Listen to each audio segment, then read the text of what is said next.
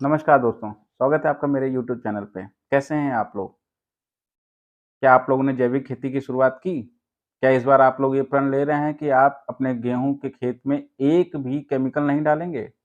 अगर हाँ, तो मैं सोचूँगा कि मेरा ये वीडियो बनाना सफल हुआ।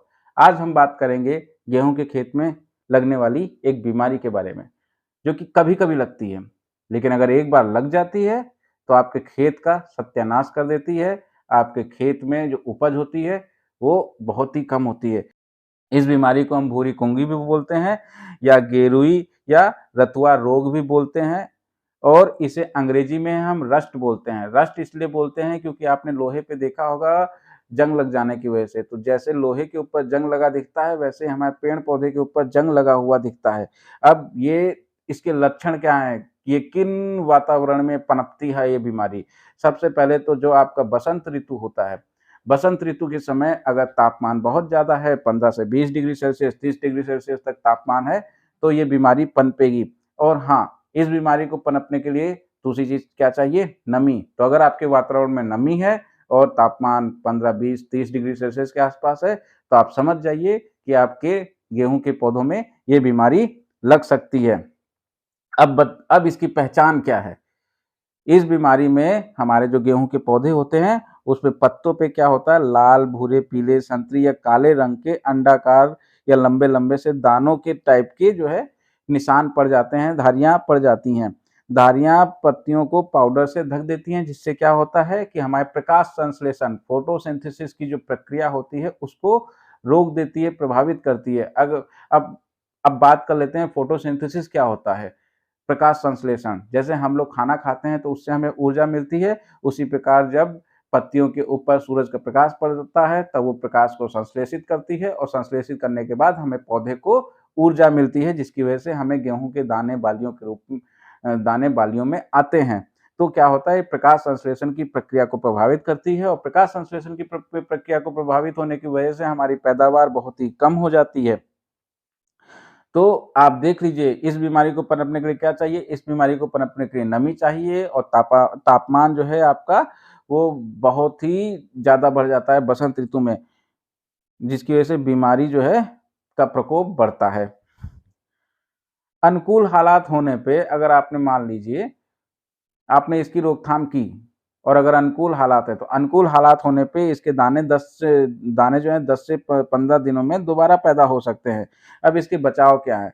जो किसान ये सोचते हैं कि नाइट्रोजन, यूरिया बहुत खेत में बहुत ज़्यादा डाल देने से आपकी फसल अच्छी होगी, ना आपकी फसल अच्छी नहीं होगी, आपको यूरिया की मात्रा उतनी ही डालनी है। अब जैसे इस बीमारी को ले लीजिए, अगर मान लीजिए वातावरण में नमी है, तापमान ज़्यादा है और आपने यूरिया, नाइट्रोजन डाल दिया, तो ये बीमारी आपके खेत को जकड़ लेगी।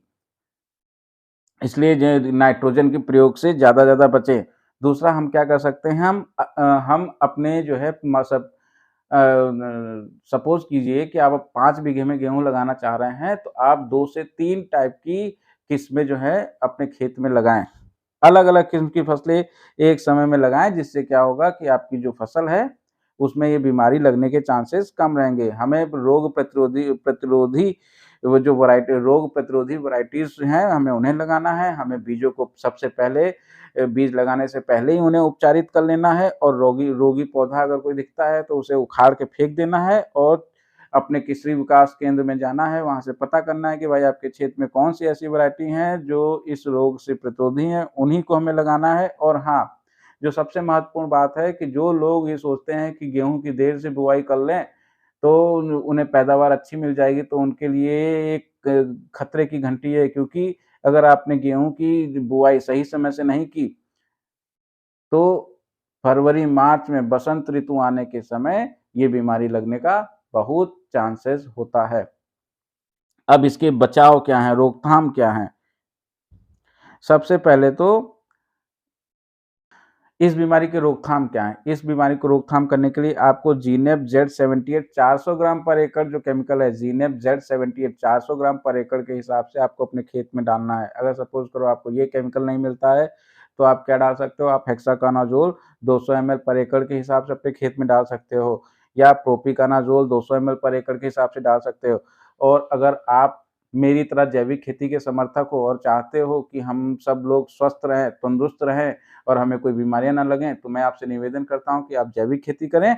और जैविक खेती करने के लिए अगर आपके खेत में ये बीमारी लग गई है, तो आप किसका प्रयोग करोगे? आप प्रयोग करोगे बैसिलस सेप्टिलिस। किसका प्रयोग करोगे? बैसिलस सेप्टिलिस। इसको जो है रूबीट्रॉल नाम का ब्रांड नेम है जो बनाता है। प्लांट बायोटिक्स करके एक कंपनी है जो रूबीट्रॉल करके एक ब्रांड नेम में ये बैसिलस सेप्टिलिस बनाती है, जिसे आप 400 ml पर एकड़ में घोल के डाल देंगे तो आपके खेत में बीमारी नहीं लगेगी। लेकिन अगर आप चाहते हैं कि आपको कुछ ना करना पड़े, तो आप गेहूं की बुआई समय से करें। अगर आपको वीडियो पसंद आया हो तो कृपया मेरे चैनल को लाइक करें और सब्सक्राइब करें, और कृपया जैविक खेती की तरफ अपने कदम बढ़ाएं। धन्यवाद।